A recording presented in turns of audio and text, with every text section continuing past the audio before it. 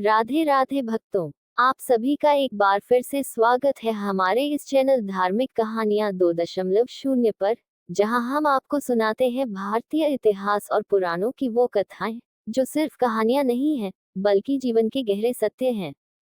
महाभारत की कथा को हम अक्सर कुरुक्षेत्र के युद्ध और कौरवों के विनाश तक ही सीमित समझ लेते हैं।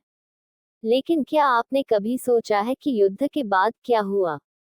पांडवों को राज्य मिलने के बाद कौन सी घटनाएं घटी, और वो कौन सा श्राप था जिसने स्वयं भगवान श्री कृष्ण के पूरे वंश को विनाश की ओर धकेल दिया? आज की यह कथा है गांधारी के श्राप, श्री कृष्ण की लीला और यादव वंश के अंत की एक ऐसी कहानी जिसे बहुत कम लोग विस्तार से जानते हैं।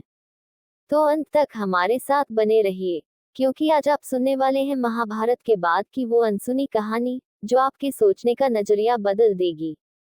महाभारत की कथा केवल कौरवों के सर्वनाश पर जाकर खत्म नहीं होती।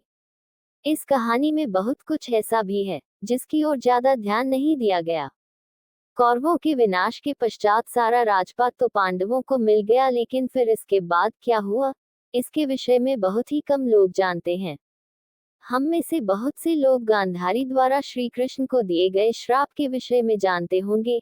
इसके बाद कृष्ण की मृत्यु और पांडवों की स्वर्ग यात्रा की बात भी हम पहले आपको बता चुके हैं, लेकिन ये बात शायद ही कोई जानता होगा कि गांधारी द्वारा श्री कृष्ण को दिए गए श्राप की वजह से उनके पूरे कुल का विनाश हो गया था। कुरुक्षेत्र में हो रहे महाभारत के युद्ध का अंतिम दिन था। पांडव विजय के बहुत नजदीक थे, लेकिन वो खुश नहीं बल्कि अत्यधिक शोक में थे, क्योंकि इस जीत को हासिल करने के लिए उन्होंने अपने सगे संबंधियों का रक्त बहाया था। इस युद्ध में उनके बेटों की भी मृत्यु हुई थी। महाभारत का युद्ध इतना भीषण था कि स्वयं भगवान कृष्ण भी हालात को देखकर कांप गए थे। वे भी युद्ध में हुए विनाश के मद्देनजर बहुत परेशान थे। जब संजय ने गांधारी को बताया कि श्री कृष्ण और सभी पांडव उनसे मिलने आए हैं, तब गांधारी अत्यधिक क्रोधित हुई और क्रोधावेग में उन्होंने श्री कृष्ण को इस विनाश का जिम्मेदार ठहराते हुए उन्हें श्राप दिया। गांधारी ने श्री कृष्ण से कहा, तुम विष्णु के अवतार श्री कृष्ण, मैं रोज जिनकी पूजा करती हूँ, तुम्हें जरा भी शर्म नहीं आए अपने कृत्यों पर? अगर तुम चाहते तो इस विनाश को रोक सकते थे, लेकिन तुमने ऐसा नहीं किया। क्या अपनी रचना के साथ ऐसा किया जाता है? मैंने हर दिन तुमसे प्रार्थना की, तुमने मेरी प्रार्थनाओं का ऐसा जवाब दिया। संतान की मृत्यु। गांधारी ने श्री कृष्ण से कहा, जाकर अपनी माता देवकी से पूछ कि संतान की मृत्यु से कितना दुख होता है। उसने तो सिर्फ 7 संतानें ही खोई थी, मैंने अपने 100 पुत्र खोए हैं। श्री कृष्ण ने मुस्कुराते हुए गांधारी से कहा कि अगर वह चाहती तो दुर्योधन व अन्य कौरवों को संभाल सकती थी, लेकिन उन्होंने ऐसा नहीं किया।